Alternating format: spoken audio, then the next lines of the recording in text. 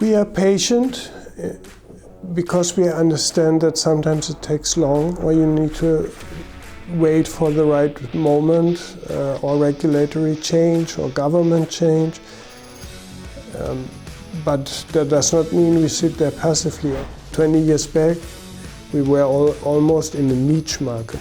Now all big companies are renewables. We are in this big segment of renewables, so it's mainstream. It will not simply go away as it did in the past for some years. Dear viewers of Good Investing Talks, it's great to have you back with my second part of the interview with Karsten Schlageter of ABO Wind. And today we are looking into the growth chances of the company. And I had to quickly pause when I said ABO Wind, because they plan to rename to ABO Energy. Why is that so? Why are you planning to change the name of the company? It was always, or not always, for many years in the discussion. I mean, we are 27 years now successful in this industry. We started, of course, with wind only. And now we have become a much more broader company. We are now really focused on the energy transition as a whole. So we are active in wind, in solar, in battery systems, storage systems, and hydrogen. So this brought us in the end to the decision, to rename us, to reflect that also in our name. And ABO Energy, KGAA, was chosen to be best reflecting this ambition. We take a deeper look into the new additions next to wind. Solar is already well known, but we take a look into this later. But you also have the wish that you want to be a global player in the renewable industry in the future. What does that mean if you put it into practice? I think we already are. We have a very strong international presence. We have 16 markets. We are, of course, strong in Europe. That's our stronghold. We are in Germany, especially in Finland, Spain, France, of course. These are the four strongest markets. And we also have a good pipeline in many other European markets to complete the picture. UK, Ireland has a nice perspective to be a strong market. We have medium markets like Hungary, Greece, where we are also very strong. We are on top of that in Poland, which especially with the new government, with a more progressive outlook, is very promising. And we are in the Netherlands, that is always a front runner in the renewables. Outside Europe, and that's probably what you mean by global, we are with a strong presence in Canada. Since we spoke the last time, we have grown into several other provinces. We are in Colombia with a strong pipeline, and we build our first projects there in the solar business. So this is also very promising. We are in Argentina. These are the Americas. And in Africa, we are in North Africa and Tunisia with a strategy that is more and more focused on hydrogen. We are in Tanzania, which is rather a smaller market for us, and very strong in South Africa.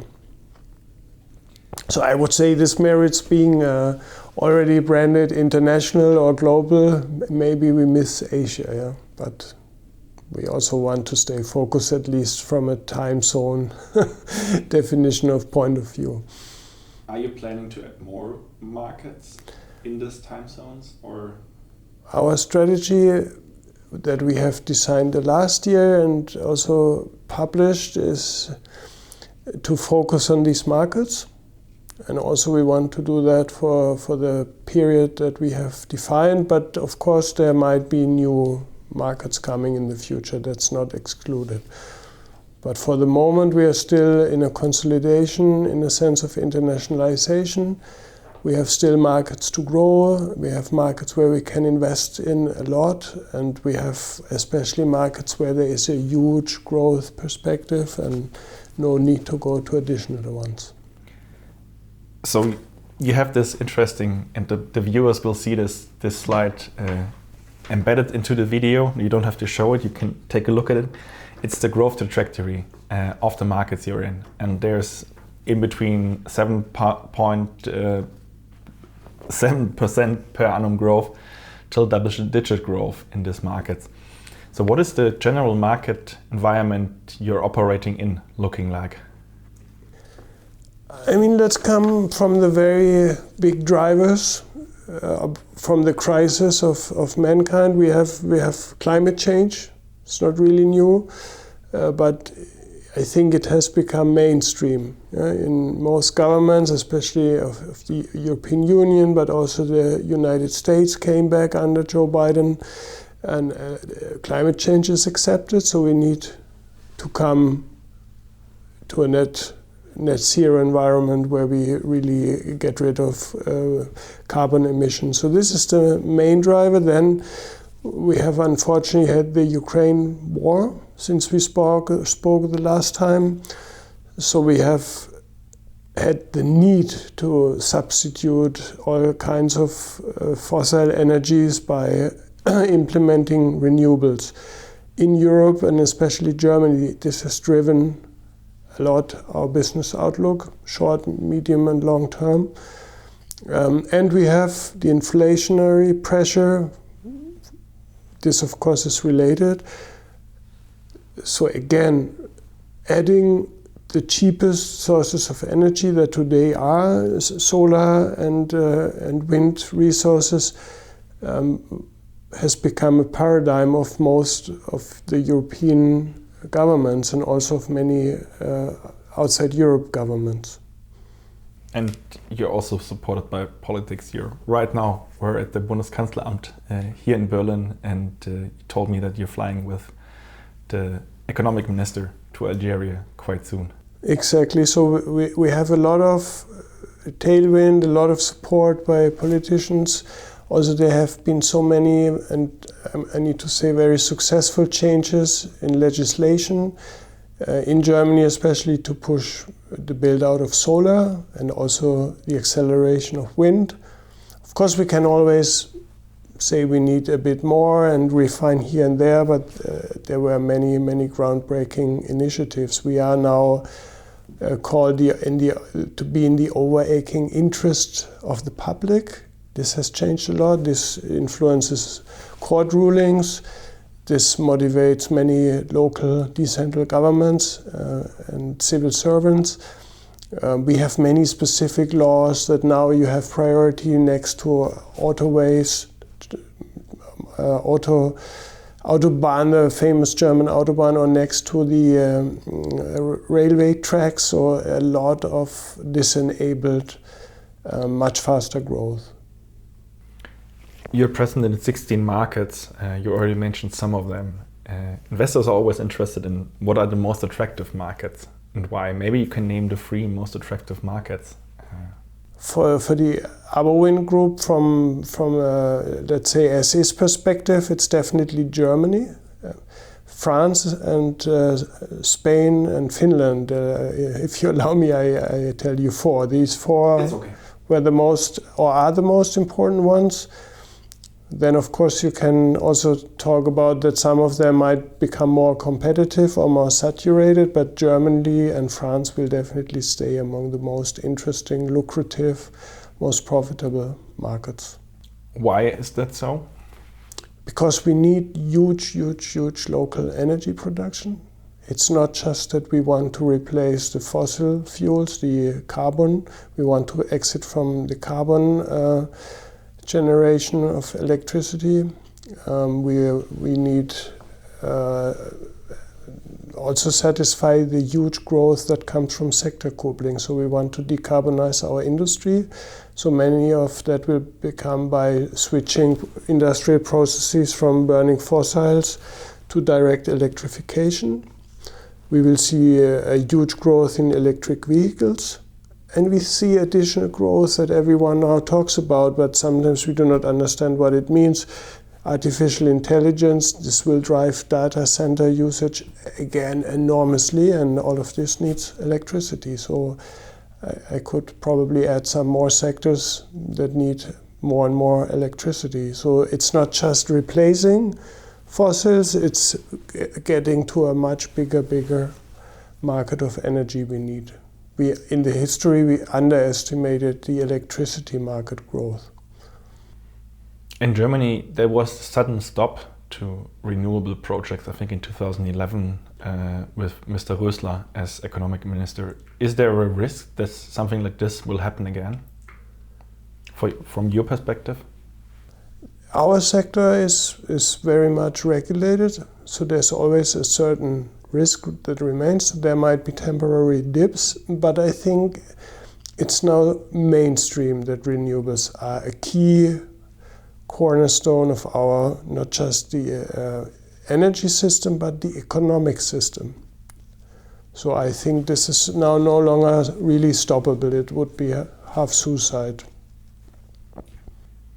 Coming back to the markets, which three are the more challenging markets? You can also name four, if four come to mind. Challenging in a sense of the market environment, or in a sense of... to make sustainable business there? Let's start with the markets that are relatively new for us. So it takes years to be successful in the market. You cannot jump into a market and then set up a business in some months. We need to understand that the project development takes years. And in that sense, if you go to market, you start with some projects and you build your pipeline. So it takes years really to make a market profitable. Let's start with maybe Colombia. We have now a pipeline of 1.5 gigawatt that has taken us from 2017. We now build the first two projects. Of course, then you need to learn to find your right sub-providers, suppliers in the market. You need to learn who the new investors are. So this takes a while, but I'm very positive, for example, on Colombia. In South Africa, we have built a huge pipeline. Then you need to learn how to find the right business models. We have now sold a huge project early this year.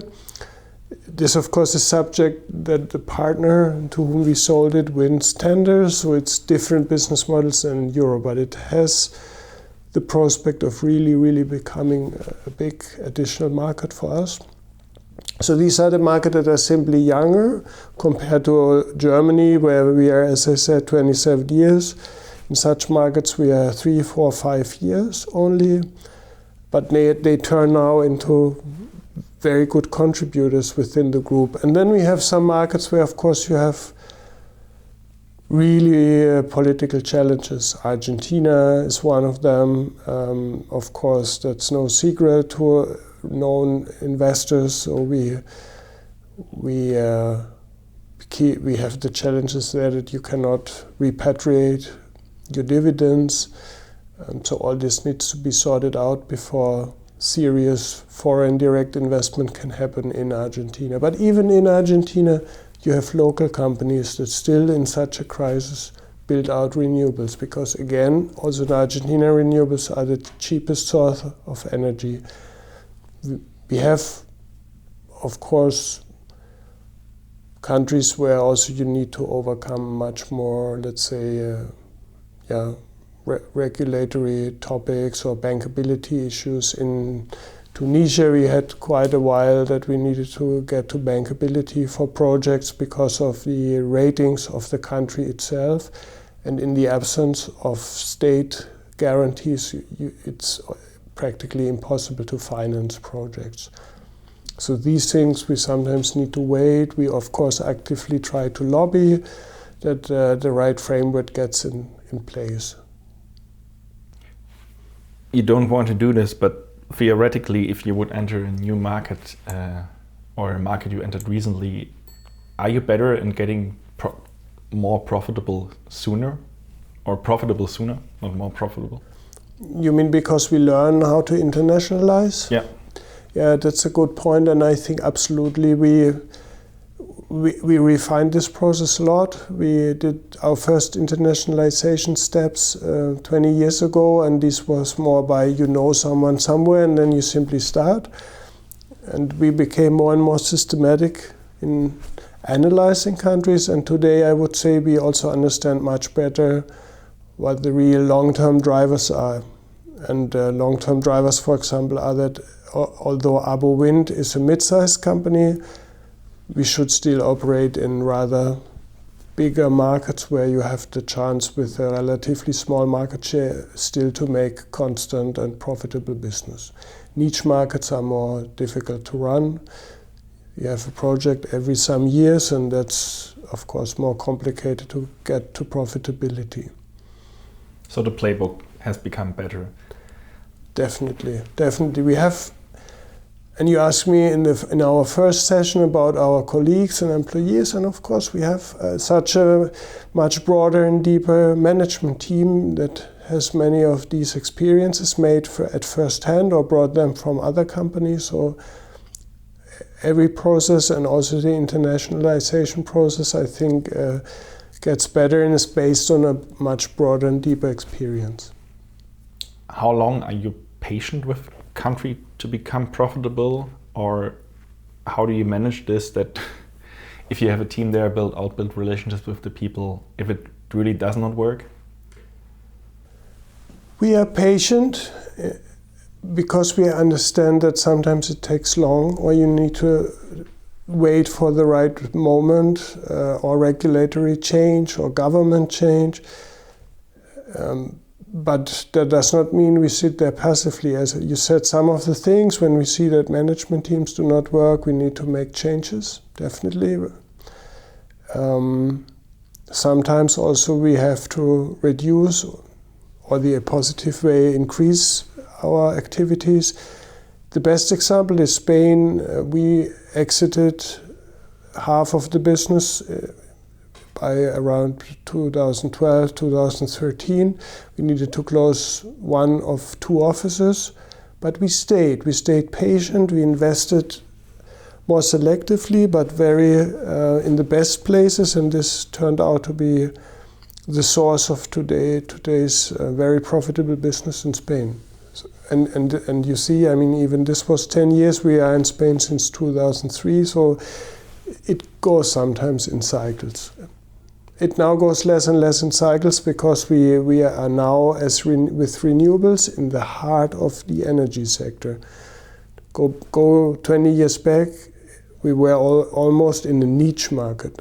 Now all big companies are renewables. We are in this big segment of renewables, so it's mainstream. It will not simply go away as it did in the past for some years. What kind of bottlenecks are you facing right now?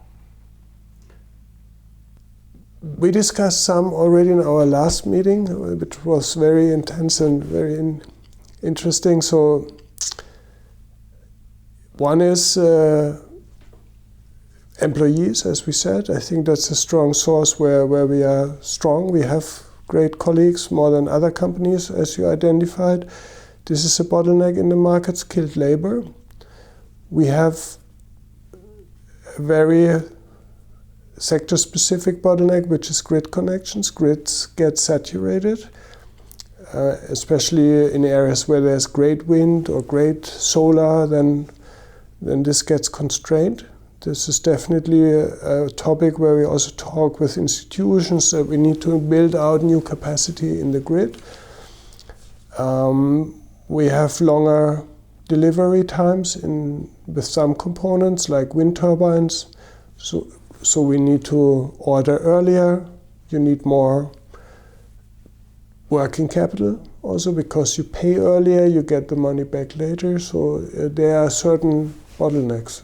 I would say these are among the most important ones. In some markets, of course, still takes too long to get permits. This has quite improved. Yeah. What kind of IRRs can you make in the different markets? We do not think so much about IRRs. We talk about margin per project. And this is a question many investors our analysts ask, and it's a very, of course, difficult question to answer. But we have, let's say, markets where you have small projects, limited numbers of projects, and usually high margins, like Germany, France, very fragmented markets. These are very interesting for us because we can work with these countries and these environments where you need much more decentral teams, you need much closer cooperation on a local level. And then we have markets Germany, like... you have 8 offices.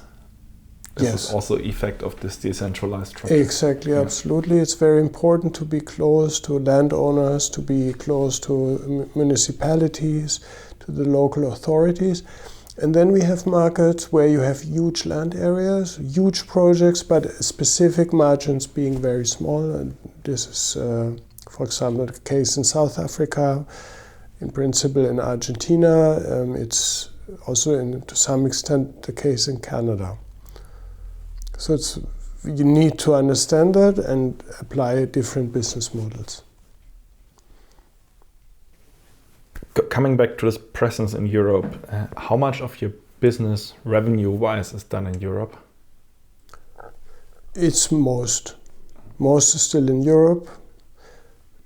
This is where we have an overarching umbrella of the EU, which helps. And structures are in some markets similar. We have high margins, so that most of the profit comes definitely from Europe. And within that, to be transparent, most of it even comes now from Germany again. Because here we have the highest growth, we have the strongest political commitment to get the energy transition done, which is very positive to us. So we have seen acceleration in wind and in solar. So again, more than half of our profits and turnover comes from Germany. So how is the margin you're thinking about a lot in European wind and solar projects, and how has it lately developed? Well, we do not used to talk about individual margins or so, but I can confirm our general outlook that we announced. We want to deliver again within the forecast of 21 to 26 million this year for 2023, so we will deliver that. And we stick to our prognosis forecast for 2024, which is between 25 million of net profit to 31. So we can confirm that, I mean, the margins sustain that business. Even, and maybe you want to go there next with higher interest rates, with a lot of the volatility headwind we have also. Yeah. So the margin stays in similar fashion in volatile environments like interest rates and energy prices jumping up and down. Exactly. I mean, we also need to admit that per megawatt margins in Germany have gone down. I mean, this would be a surprise also if there would absolutely be no effect. I'm always saying we are a bit sheltered, so if interest rates go up, then often also prices go up, PPA levels, so that it's a moving ceiling and floors we have embedded in our business model. So there are compensatory effects always, but compared to the very high prices in the last years in the electricity markets, now of course these go back to more normal levels. This lowers the value of our project, also interest rates lower the project of our values, but at the same time we have increased our volume a lot. So we overcompensate, and we have growth driven especially by volume. How much capex does a megawatt cost at the moment for you? To build? Yeah. This depends also on project per project, because sometimes you have big grid connections or access roads are difficult to construct. Sometimes all of this is easy, so it varies a lot. I cannot give you numbers now, but I can give you examples, or I mean, I could give you exact numbers, but let's say I would rather give general numbers that are known in the market. So we have seen prices of solar modules that have been around 30 cents per watt during the Corona crisis, where we had supply chain issues. This has now come to 15, 14, even lower cents per watt. So you see that a lot of cost pressure has gone out of the solar market again. On the wind side, though, turbine prices have continued to increase quite a bit. So we are much higher now than before the Corona level.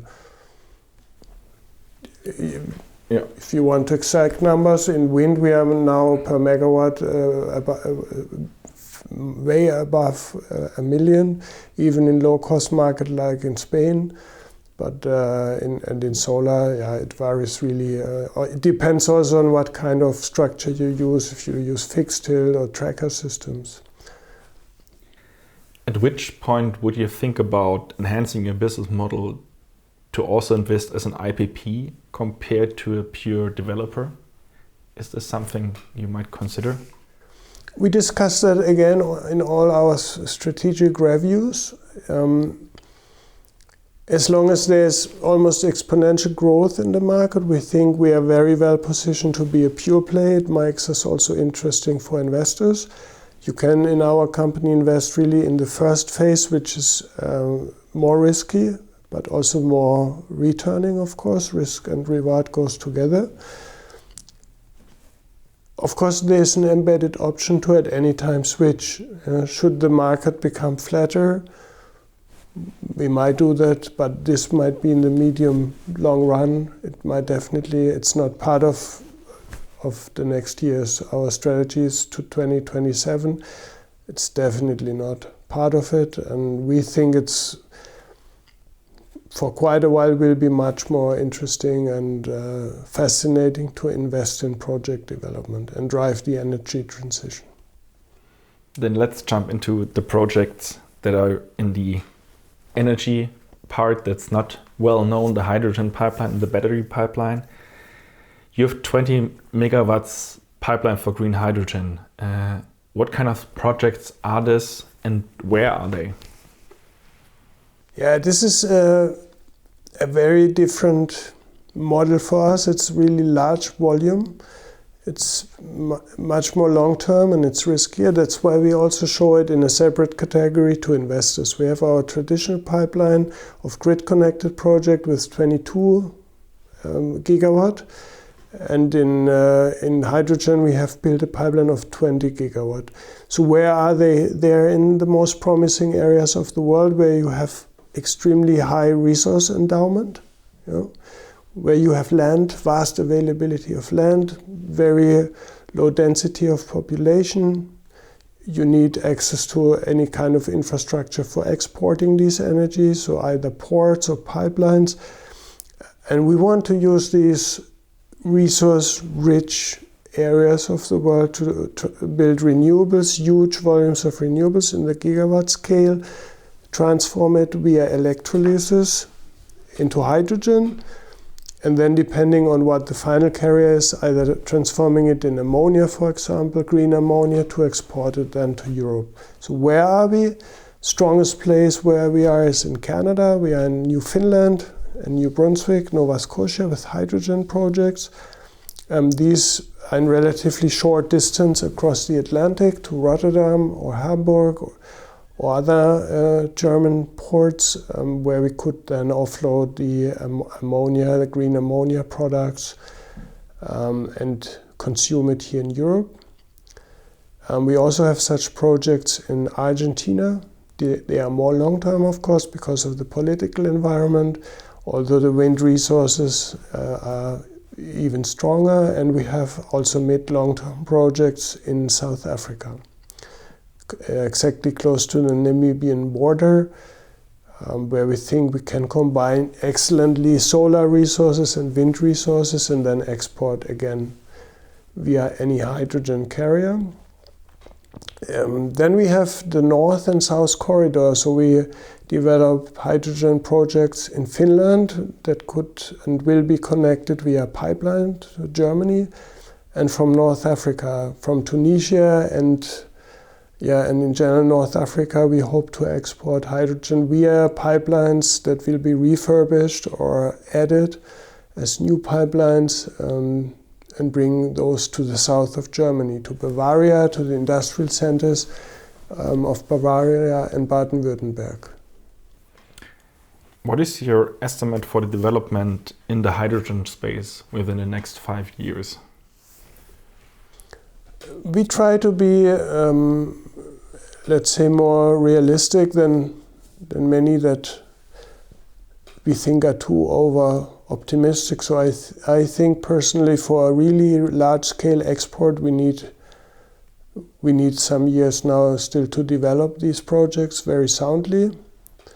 We will see maybe one or the other, even one of our projects that might come up with a pilot capacity to start the export, but I think realistically we will see first strong imports from abroad by 2030, and then beyond scaling up fast. You seem to need joint venture partners to develop these projects. How have the negotiations for these projects developed? Yeah, we need that, of course. ABO Wind cannot, of course, not build gigawatt scale projects. We are a mid-sized company. We're very bold and ambitious. We can do a lot, but that goes well beyond our financial and also other capacities. So we need partners for that. But also, even under development, you need to invest several dozens or even hundreds of millions of dollars to develop such large-scale gigawatt projects. You need often harbor infrastructure. You need detailed engineering of chemical plants and balance of plant infrastructure. You need to develop, of course, all the wind park. You need to develop off-grid. So this consumes quite a bit of engineering know-how and costs. We need to also take some of these consulting services from outside companies. In short, we need also partners during development. And yeah, we try to find ideally placed companies that either bring local expertise and funds, that want to operate it, or that want to be off-takers. Infrastructure funds sometimes would like to invest in such assets, utilities, so there are different types of investors, but the common thing is they need to bring capital strength alongside our own capabilities. Hey, Tilman here. It's great that you have made it that far into the video, and I think it shows a certain passion for investing you're having. If you want to dive deeper and go further down the rabbit hole, you're invited to apply to my community, Good Investing Plus. It's a place that's very helpful to people who are ambitious about investing. It's helpful to investment talent as well as experienced fund managers. So if you're interested, please click on the link below. And now, without further ado, enjoy the conversation. How should we as shareholders think about the realistic valuation of the hydrogen pipeline? What could this be worth in a few years? This is a key question, and it's of course that's why we separated it. It needs to be evaluated and valued differently. I think that's where we are all in agreement, and then I hope that investors see the additional potential. I would put it that way. And then how you evaluate that depends on how you see the future hydrogen market. If you really believe that we need to decarbonize fully, come to really net zero, then hydrogen will have a huge role, and then it must have sooner or later huge value to develop these projects in strategic areas of the world. These are the new oil wells then, But this depends on each of the investors, I would say, how fast they expect this market to mature, to really become very profitable, self-sustaining. We, of course, think that it has a huge potential relative to our current valuation. I would put it that way. I cannot give it an absolute number, but currently we are valued between 400 and 500 million. I mean, even if you have a low multiple with 20 gigawatts and you believe in the hydrogen market, it is a huge additional value compared to our current company valuation.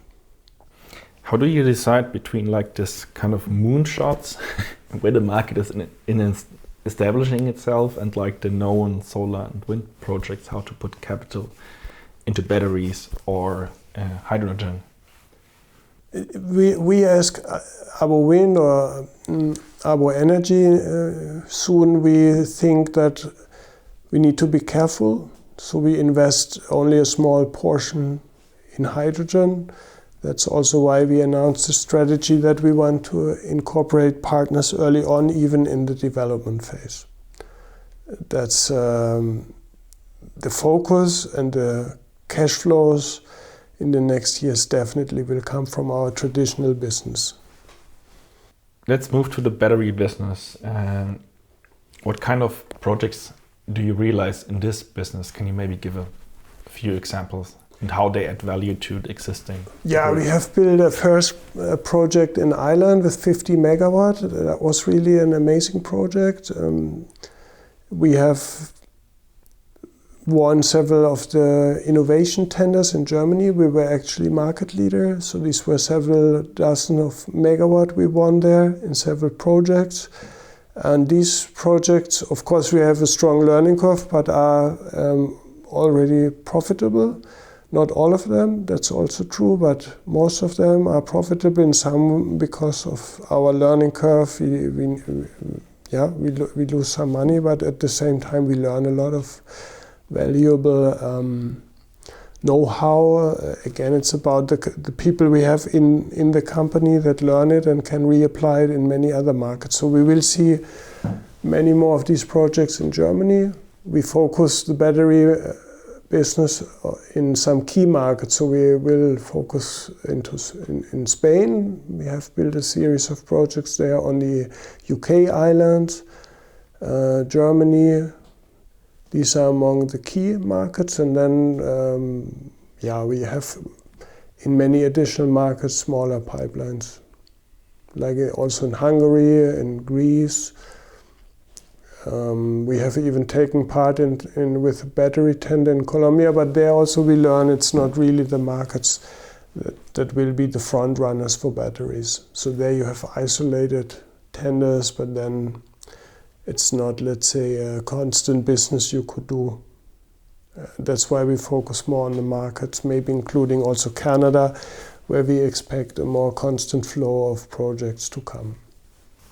Like, what kind of value does the battery system add to the energy market? It's a bit out of your competence, but like that people can understand why battery projects might be a growing path in a renewable energy system.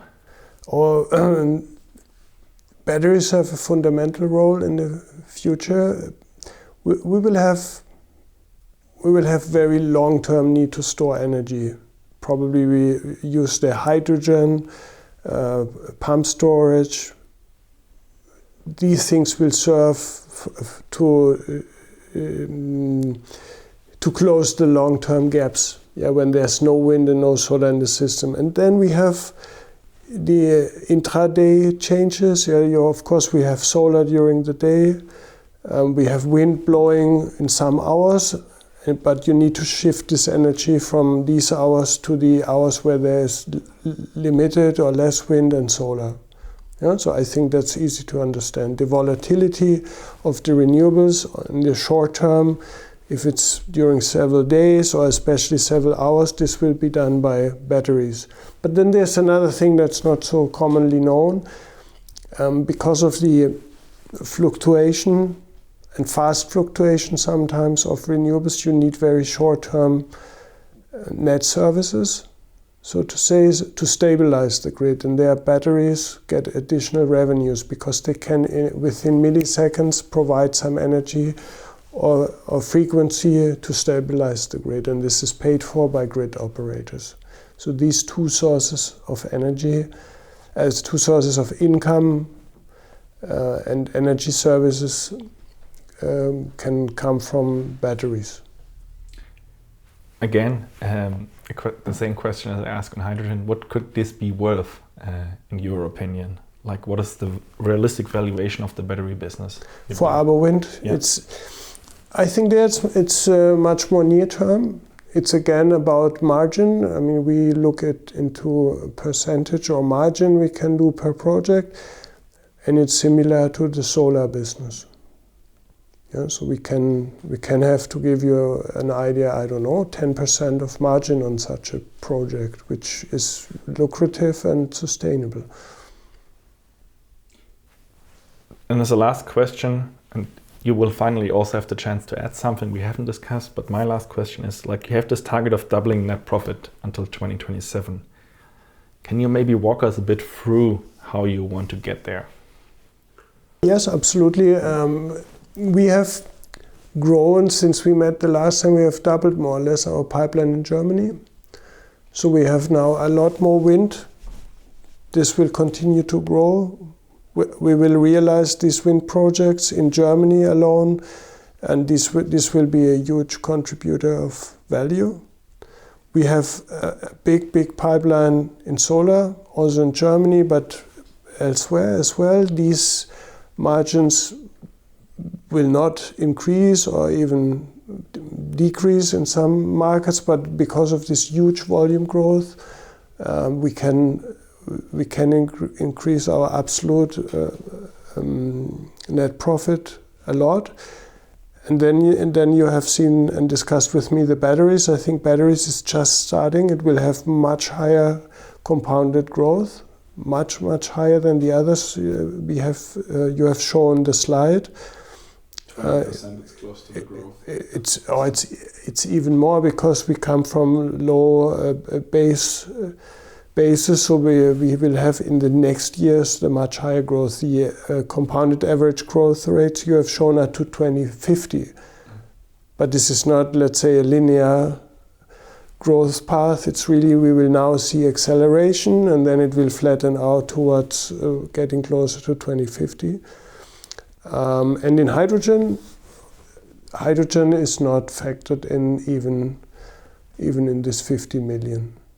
Maybe we can make a profit on one or the other project, but I would not even foresee it in the next years to 2027. So we are conservative there. So investors should be assured that these targets are without the fantasy, the additional optionality and perspective of hydrogen. So hydrogen, on the opposite, even costs you money to develop these projects and keep them going. It's investment, yes. But then we will see hopefully much higher returns also beyond 2027 on these projects.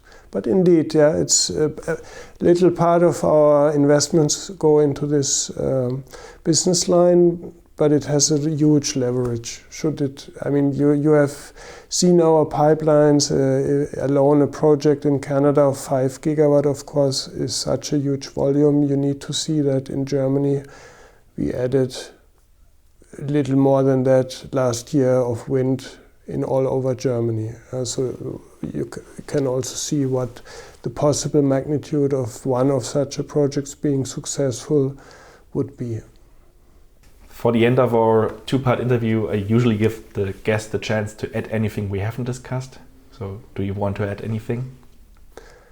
Well, I think you have again asked a lot of very interesting questions very comprehensively.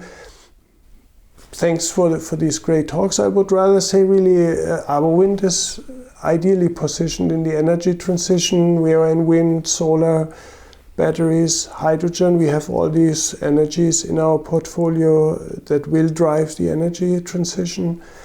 We have still a lot to do to get to net zero, huge growth paths. So I hope that also investors see the value and the unique position as a pure play of ABO Wind. Yeah? And hopefully when we do the next interviews again 2-3 years, then it's again another ABO Wind ABO Energy. ABO Energy, then thank you very much. Thank you. Thank you, and bye-bye to the audience. I really hoped you enjoyed this conversation. If you did, please leave a like and a comment, and for sure subscribe to my channel.